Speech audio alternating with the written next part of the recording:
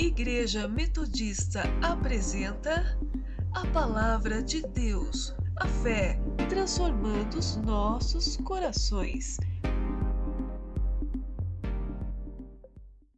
Abre a tua Bíblia na segunda carta de Paulo a Timóteo, capítulo 2, versículo 15, um texto muito conhecido. Eu até comentei com meu pai e comentei com o pastor Diego. Meu coração estava já há 2 semanas inclinando para uma palavra totalmente diferente dessa. Uma palavra que fala como que um povo abençoado pode vir a perecer. E estudando essa palavra, me preparando para que deve ser meu sermão, meu próximo sermão sobre Balaão, me preparando, eu me deparei com 2 Timóteo 2,15, um texto que a maioria sabemos de cor, e por ser dia de batismo, eu pensei, eu vou dar a palavra mais direcionada aos irmãos que se batizaram. Então, me lembrei desse texto, na verdade, preparando o texto sobre Balaão, que eu devo pregar na semana que vem ou na próxima. Eu me deparei com 2 Timóteo 2,15, onde Paulo fala assim: procura apresentar-te a Deus como obreiro aprovado, que não tem do que se envergonhar, mas que maneja bem a palavra da verdade. Eu parei de pensar na questão de Balaão, que faz 15 dias que está na minha mente, e comecei a pensar num conselho que eu pudesse entregar a mim, a você, e especialmente aos irmãos que desceram as águas na noite de ontem. E eu resumiria o meu conselho nessa palavra que Paulo deu ao jovem pastor. Olha, procura apresentar-se a Deus como, aqui usa o termo obreiro. Para ficar mais no nosso contexto, eu não lembro qual a nomenclatura que eu usei ali na transparência, mas eu coloquei o termo discípulo. O termo obreiro se remete a um operário, a um trabalhador. Paulo fala, procura se apresentar a Deus como alguém que está operando, alguém que está trabalhando. Procura se apresentar a Deus não como alguém inerte, porque às vezes, querido, na igreja, mesmo você que batizou-se ontem, ou você que já é membro há mais de 30 ou 40 ou 50 anos, eu nasci exposto à fé desde a minha mais tenra idade, há alguns de nós que nos acomodamos. E aí, ao invés de sermos obreiros na casa de Deus, passamos a ser meramente ouvintes. E a diferença entre o discípulo, entre o obreiro e entre o ouvinte é justamente o grau de comprometimento. O que diferencia um discípulo de alguém qualquer, o que diferencia, usando a linguagem paulina, aqui a Timóteo, um obreiro de um membro, não sei se eu posso usar esse termo, né? De um membro comum, é exatamente o comprometimento. É vergonhoso, mas o culto de amanhã é feito lá no 100. Eu tenho até medo de escutar essa palavra, Qual que é a palavra que você escuta? Qual que é a palavra da moda hoje? Que todo mundo fala assim 500 vezes por dia. Qual que é a palavra? Crise. Você está numa igreja que Deus deu uma ferramenta que nós chamávamos de culto dos empresários. Aí entendemos que culto dos empresários é uma linguagem muito elitizada e que dava a impressão de que eu e você não éramos convidados porque eu não sou empresário. E talvez aqui temos 15, 20 empresários, mas a maioria, como eu aqui, não é empresário. Então mudamos o culto para o culto da prosperidade, para que pessoas como eu e você pudessem participar, né? E por incrível que pareça, esse culto que Deus deu só a essa igreja, amanhã vai ter 10% de vocês lá, 90% de nós que admitimos que o país está em crise. Amanhã não estaremos numa reunião que Deus nos deu como arma para vencer a crise. Você acredita nisso ou você acha que eu estou brincando? Sabe por quê, querido? Porque a maioria de nós é membro, não é obreiro, é participante, não é discípulo. O que Paulo fala? O que Paulo fala a Timóteo? Olha, procura se apresentar a Deus como obreiro. Procura se apresentar a Deus como alguém de manga arregaçada. Procura apresentar a Deus como alguém pronto para o trabalho. Mas nós hoje somos a igreja que vamos no culto melhor, né? Escolhemos o culto para ir. Porque a maioria de nós não vamos na igreja para cultuar. Vamos na igreja para ser abençoado. Portanto, aonde está o melhor pregador, eu vou. Eu não vou na igreja para cultuar. Se eu fosse na igreja para cultuar, eu vou na minha igreja. Mas como eu estou atrás do melhor pregador, se hoje tiver uma campanha na igreja A, B ou C, eu largo a minha e vou para a igreja A, B ou C. E pior do que isso, quando eu faço campanha aqui, ao invés de chamar o incrédulo, eu chamo o crente da A, B ou C. Aí isso que me dá, mais raiva. Se é quando alguém vai para a igreja A, B ou C, ou se é quando alguém enche a igreja de crente de A, B ou C. Amados, deixa eu dizer uma coisa para você. Procura apresentar-te a Deus, primeiramente, não só como um membro, porque membro tem direito.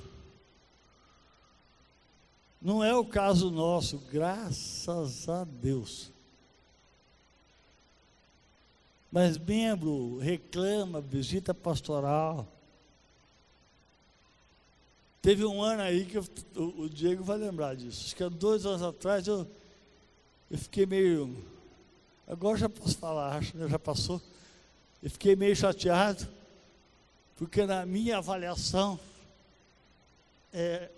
qual foi a palavra que usaram, Diego, que eu fiquei chateado? Falaram que eu não era empreendedor. O bispo, no relatório, falou assim: Éder, a igreja de Arapongas reclama que você não é empreendedor. Eu falei: puxa vida, eu pago um aluguel que dá mais de 2 vezes o meu salário. Estou construindo a chácara. Eu não sou empreendedor. O que essa igreja está pensando? Eu fiquei assim meio chateado. Eu encontrei, naquela época eu tinha encontro de pastores, encontrei com um amigo meu, e ele falando da avaliação, eu reclamei para ele. Falei: Éder, você está reclamando de não ser empreendedor? Teve um membro da minha igreja que foi para o concílio com 5 folhas digitalizadas, largando o pau em mim. Aí eu falei, então tá bom, todos não ser empreendedor, tá tudo bem. Mas membro é assim, querido. Membro vai para o concílio para falar mal do pastor. Agora o obreiro, não. O discípulo, não. O obreiro, põe o próprio slide para mim, meu irmão, fazendo um favor. Eu pus alguma característica aqui, eu quero só quero ver esse slide assim. Troca o slide para mim, fazendo um favor. Eu não lembro qual foi a nomenclatura que eu usei. O discípulo é aquele que se dispõe a comprometer o seu tempo, seu recurso e talento na obra do reino de Deus. Quando ele fala, procura apresentar-se a Deus como um obreiro aprovado, procura apresentar-se a Deus como um obreiro disponível. Ele está dizendo, olha, você é alguém que tem que ter disposição, comprometimento de tempo, comprometimento de recursos, porque a igreja, porque o reino conta com isso. Se você puder, o discípulo é aquele que se dispõe a comprometer seu tempo, seu recurso e talento na obra de Deus. Olhando para isso, qual que é a pergunta? O que eu sou? Eu sou um membro? Eu sou um discípulo? Eu sou alguém que Paulo chamaria do quê? Paulo está referindo-se a Timóteo, exortando a ser alguém operante na obra. Abra a tua Bíblia se quiser, ou só acompanha a transparência.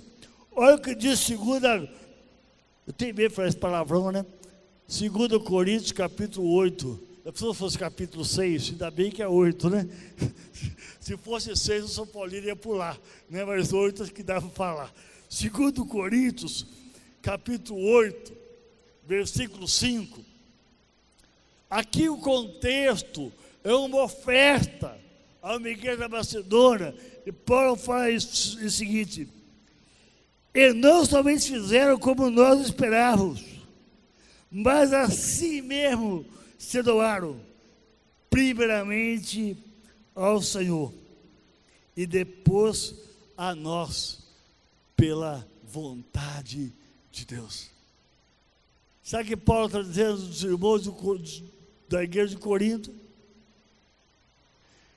Que eles fizeram o que era esperado deles, e daí eles se doaram.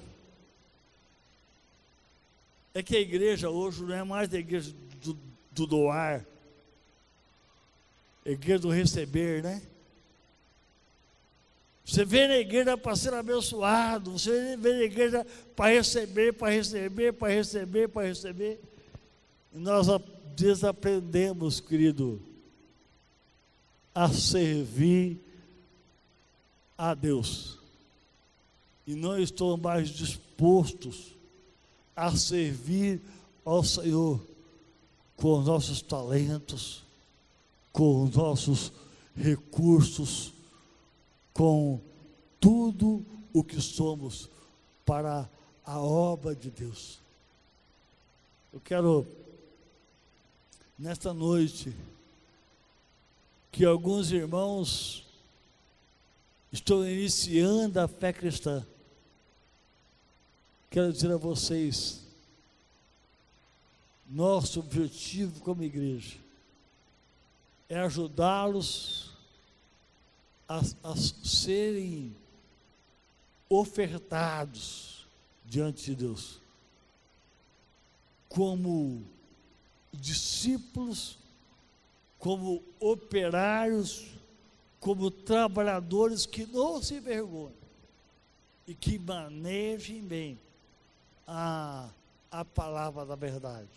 O segundo tópico que eu separei ainda dentro dessa questão do obreiro, que eu achei melhor aqui chamar de discípulo. Dá para mudar para nós, por favor, querido? Dá para mudar para nós o slide? O discípulo está sempre disponível. Vamos ler esse slide junto, vamos lá? O discípulo, quando eu penso em disponibilidade, aqueles que estão me escutando a pregar há mais tempo, tem alguns de vocês que já me escutam há 16 anos. Quando eu penso em disponibilidade, a minha mente quase que automaticamente, isso é quase que automático, vai para um texto que há cerca de 20 anos atrás eu tive uma experiência daquelas arrebatadoras, pouco mais de 20 anos atrás, na verdade, acho que 21 ou 22 anos atrás. Eu já contei para alguns no encontro com Deus, sempre eu conto isso. Eu estava no ano de 94, 95, estava pastoreando uma igreja em Ivaiporã. Quando eu comecei a pastorear aquela igreja, a igreja estava numa fase de inércia, uma igreja pequena, portanto eu tinha tempo para tudo que eu queria fazer na vida. E eu comecei a me envolver com tudo que eu podia, para não ficar ocioso.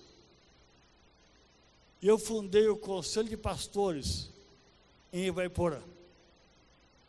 Como resultado do Conselho de Pastores em Ivaiporã, eu me tornei presidente do Conselho de Entorpecentes da cidade. Tinha tempo para isso. Aí eu resolvi pagar a matéria que eu devia em Cianorte, que eu devia em hebraico. Para custear as despesas, eu me tornei guia de compra, porque daí eu conseguia pagar a despesa. Aí eu acumulei a atividade de guia de compra, acumulei os 2 conselhos, e minha vida começou a ter mais sentido. Mas daí minha igreja começou a crescer um pouco também. Aí eu fui nomeado para São Pedro de Ivaí. E quando eu assumi São Pedro de Ivaí, tivemos a oportunidade de abrir, estava começando há 15 dias ou 3 semanas, não sei, um culto em São João de Ivaí, o culto das casas. Aí eu reuni algumas irmãs, nós alugávamos o salão, o teatro da cidade por 2 horas por semana. E aí você imagina, eu presidia 2 conselhos, eu tinha uma atividade comercial paralela, estava pastorando 2 igrejas e tentando implantar uma terceira. E aí eu comecei a ficar sem tempo. E aí eu comecei a reclamar para Deus, Deus, eu não tenho tempo, Deus, eu não tenho tempo. E uma das vezes mais clara e notória que Deus falou algo ao meu coração, Deus falou assim ao meu coração: propósito.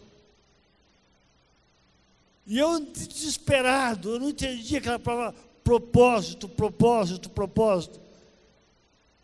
Eu fiquei tão desesperado que na época eu tinha um DOS, nós não tínhamos ainda acesso, pelo menos eu não tinha acesso ao sistema Windows, e eu tinha um programinha de Bíblia no DOS, e eu fui para a Bíblia num computador antigo e digitei a palavra assim, propósito. Olha que desespero, se fosse hoje, eu digitaria no Google, mas na época não tinha nada disso, não tinha nem Windows, quanto mais internet.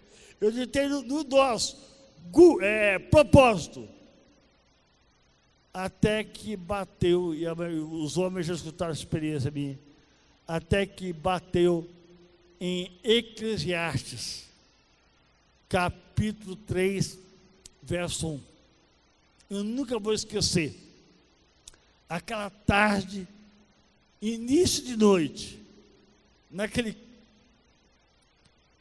canto de sala, ali em Ivaiporã, quando eu me deparei com um texto que eu julgava saber de cor.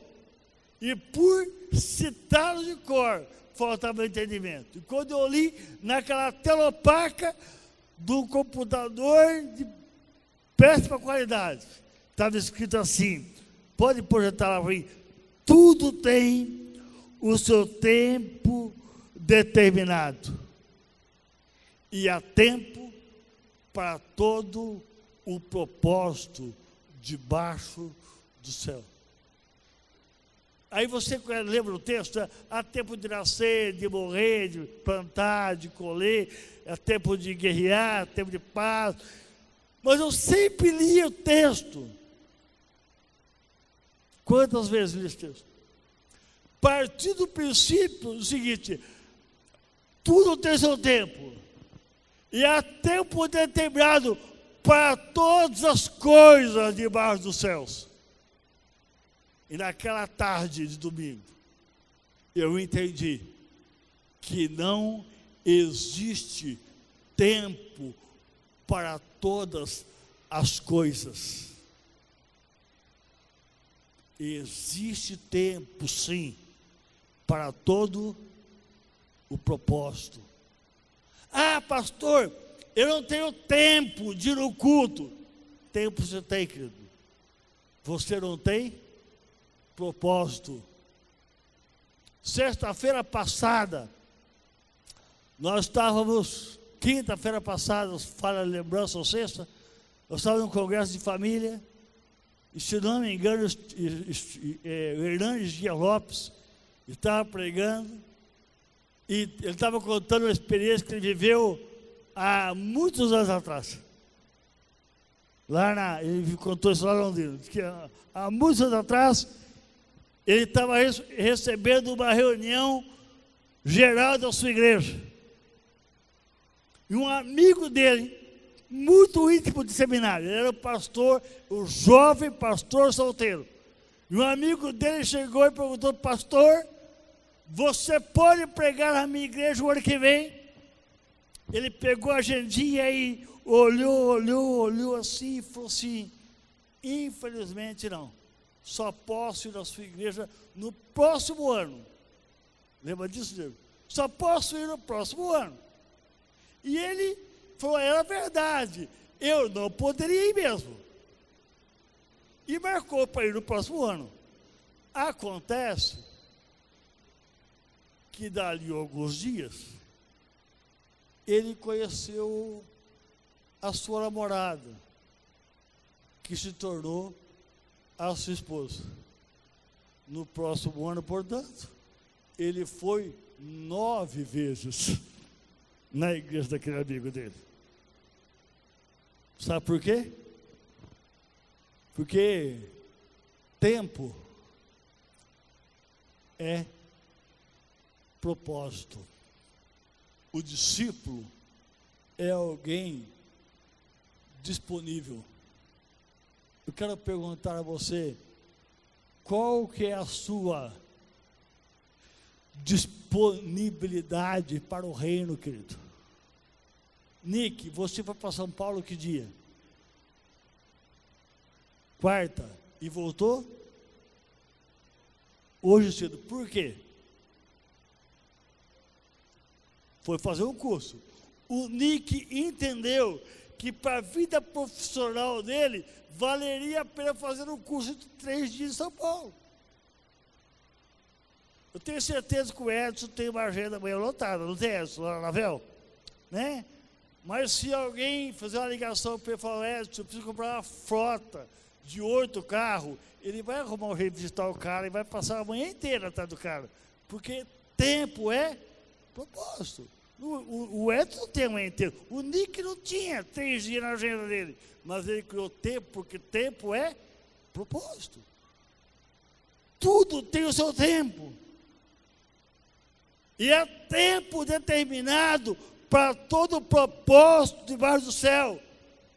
Sabe o que pode me fazer deixar de orar amanhã? Falta de propósito. Sabe o que pode me fazer deixar de ler a Bíblia amanhã? E eu sou pastor, querido, eu ganho para isso. Falta de propósito. Sabe o que pode fazer eu não ter tempo de ministrar a palavra ao meu vizinho? Falta de propósito. Discípulo é alguém disponível. Disponibilidade é a capacidade de mexer na agenda com o propósito determinado. E a minha pergunta é essa: até que ponto a implantação do reino tem sido propósito na minha e na tua vida? Abra a tua Bíblia em 1 Coríntios, capítulo 9, um texto que vira e mexe, eu tenho falado, e hoje eu quero inverter a ordem que costumeiramente eu uso. Olha o que Paulo fala: porque se anuncio o evangelho, não tenho do que me gloriar, pois me é imposta como obrigação. Ai de mim, se não anunciar o evangelho. E por isso, eu vou parar a leitura por aqui. E por isso, se faço de boa mente, terei prêmio. Diga assim, ó, se eu prego de boa mente, eu tenho prêmio. Querido, o pregar o evangelho não pode ser obrigação. Tem que ser de boa mente. Tem que ser de disponibilidade. Tem que ser de alegria. Tem que ser de prazer. Quando o discípulo é vagaroso, quando ele é descuidado, quando ele é negligente, o trabalho fica mal feito. Quando você, ao invés de apresentar-se a Deus como obreiro aprovado, você se apresenta de maneira negligente, nós temos um resultado terrível. Olha o conselho que Paulo dá na Epístola aos Romanos: não sejais vagarosos no cuidado, sede fervorosos no Espírito, servindo ao Senhor. Olha a palavra para nós, pastores. Olha a palavra para você, líder de célula. Não sejais vagarosos no cuidado. Eu sempre li esse texto focando no fervoroso do Espírito.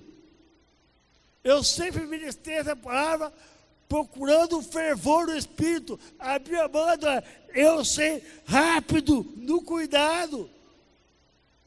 Tem um discípulo teu passando necessidade, pedala, Robinho. Se vira, meu irmão. Eu vou ver se dá, depois da manhã, quem sabe outro dia, depois das 3, depois das 5, se não chover mais tarde. Vagarosos.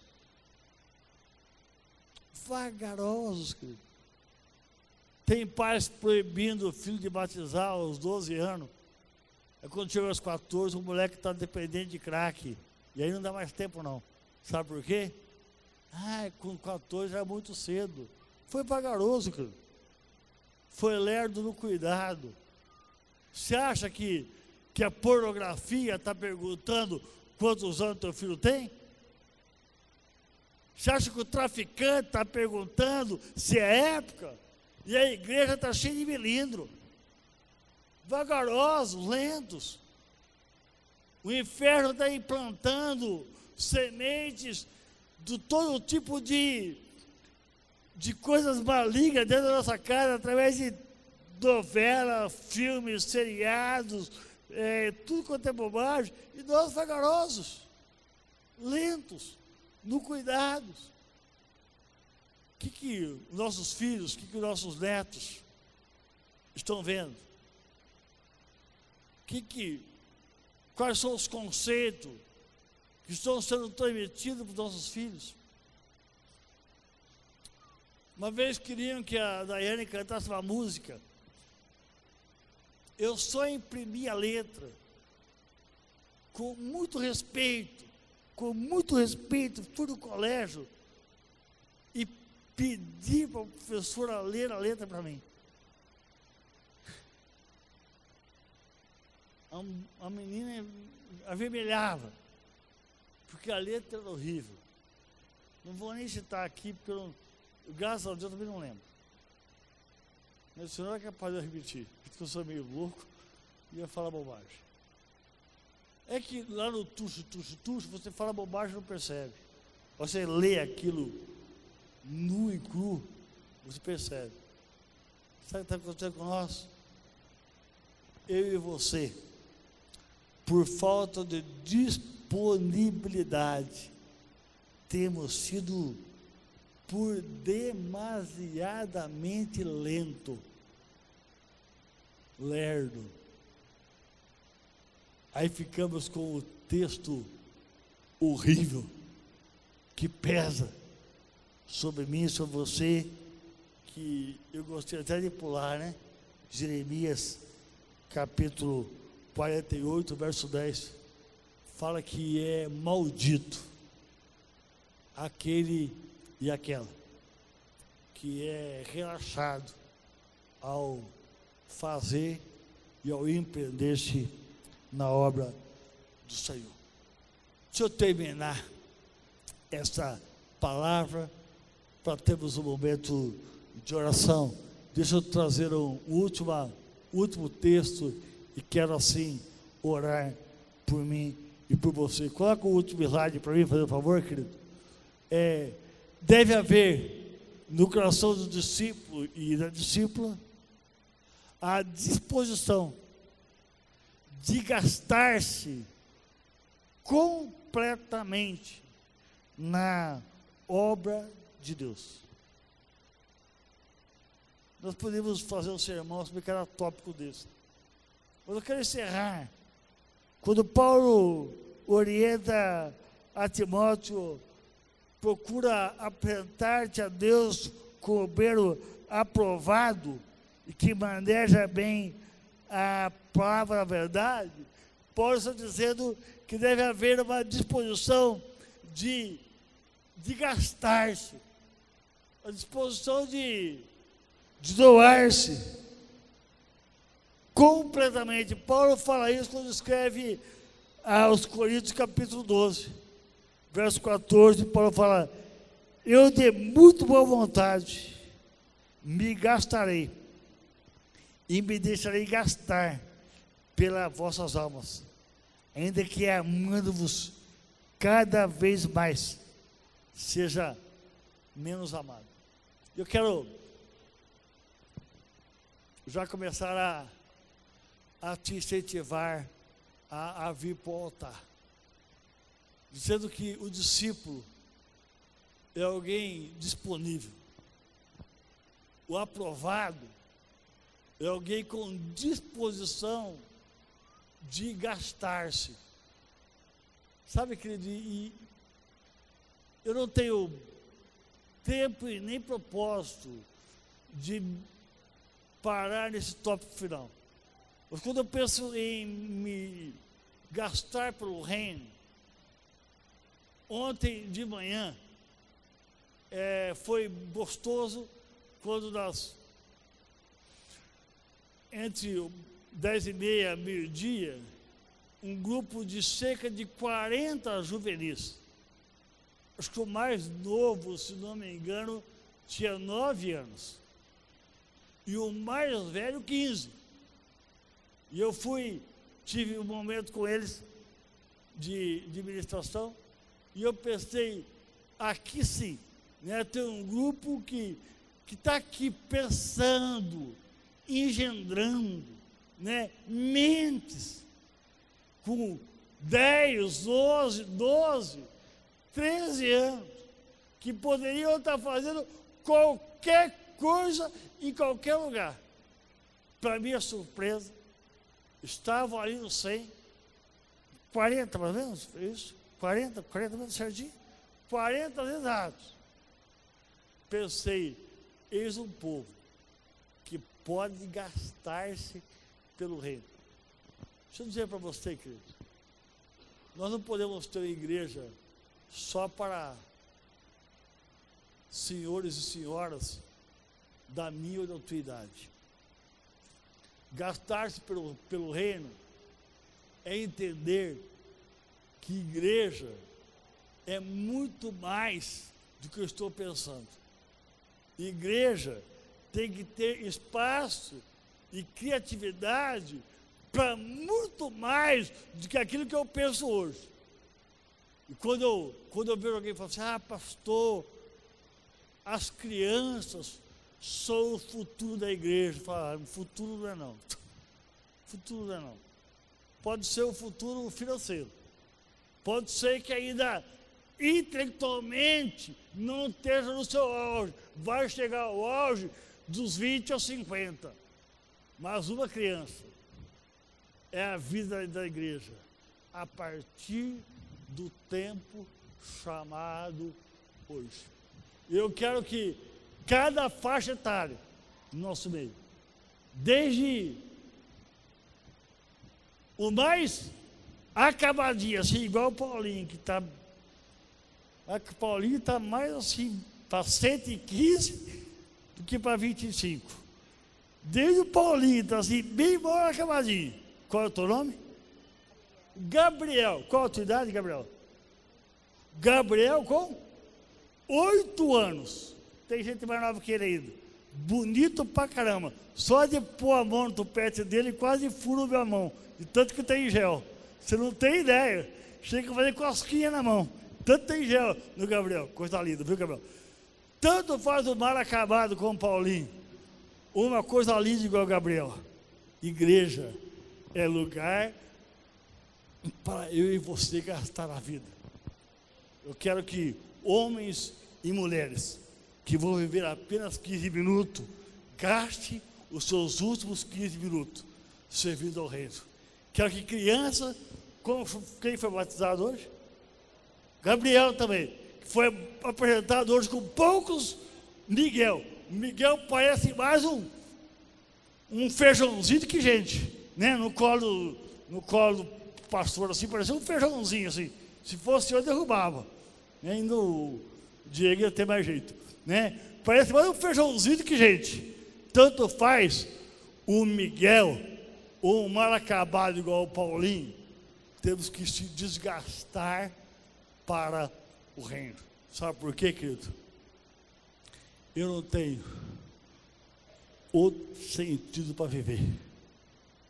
Eu não tenho outra razão. O obreiro aprovado. A obreira aprovada é aquela que está disposta a gastar o centavo, ou 1 bilhão, 1 minuto, ou o dia todo, 10 segundos, ou a eternidade, mas ele está disposto a gastar tudo o que tem para o reino do Senhor. E eu quero encerrar este culto convidando você para o altar, por uma razão muito simples, querido. Não existe, embora eu não toquei para esse assunto, não existe evangelho sem julgamento. Ou o obreiro é aprovado, ou o obreiro é reprovado. Não tem evangelho que nós não sermos julgados.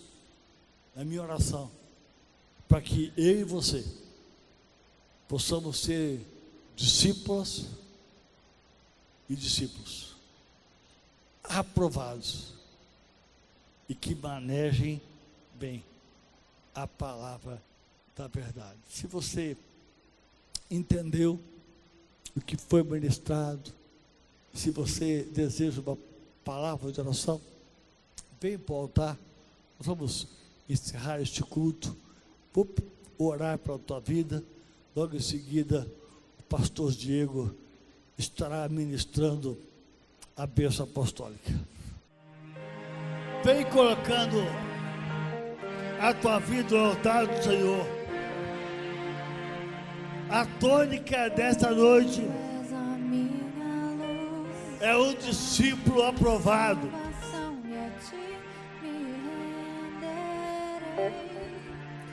A tônica, a primeira palavra desta noite é vencermos a inércia e tornarmos o obreiro. E é a minha primeira voz de comando. A minha primeira voz de comando é que sobre a tua vida será repreendida agora. Sobre a minha vida será repreendida agora a inércia. Pai, neste momento, na autoridade do poder do nome de Jesus, Pai, eu repreendo todo comodismo, Pai, todo contentamento infrutífero. Pai, nós queremos ser mais do que participante, mais do que arrolados, mais do que membros, Pai. Nós queremos sermos discípulos, obreiros, Pai, participante do reino. Pai, tem irmãos meus aqui, Pai, com habilidades, Pai, intelectuais. Tem irmãos meus aqui, ó Pai, com habilidades artísticas, habilidades, ó Pai, musicais. Eu chamo a existência essas habilidades agora para o reino. Pai, eu repreendo a inércia. Aquele meu irmão, aquela minha irmã, Pai, que está enrolado com a agenda, indisponível para o serviço, indisponível para o discipulado. Eu profetizo, Pai. Pai, dias, ó Pai, vou te servir com tranquilidade de vida. Pai, agora, Pai, eu quero repreender. Pai, agora eu quero repreender toda obra do inferno. Pai, toda manifestação do inferno roubando o teu povo, Pai, de se apresentar a ti aprovado. Espírito imundo das trevas que tem roubado o teu povo a santidade, tem roubado o teu povo o estar no teu altar aprovado. Eu dou uma ordem agora, e no nome de Jesus, o Senhor, eu ordeno que o meu irmão e a minha irmã seja liberado para o serviço, para a obra voluntária. Pai, nos faça obreiros aprovados. Pai, como sinal de que a tua aprovação fosse para este lugar. Pai, comece agora a se mover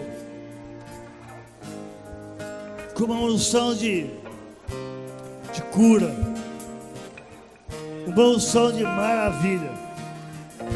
Espírito Santo, que a tua presença seja tão clara, tão densa, tão palpável no nosso meio, que o teu povo, Pai, possa sair daqui com sede de milagre, manifestação e de graça. Eu libero sobre o teu povo uma unção de cura, de maravilha e de milagre.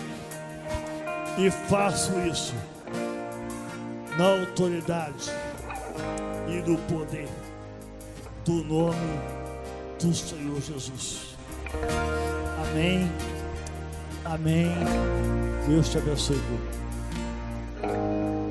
Coloque a sua mão sobre o seu coração. Feche teus olhos mais uma vez e diga comigo assim: Senhor Jesus, eu recebo essa palavra sobre o meu coração e declaro a minha vida como terra fértil, para que o Senhor possa fazer a sua obra através de mim. Não quero ser apenas membro, mas discípula de Jesus Cristo, em nome de Jesus.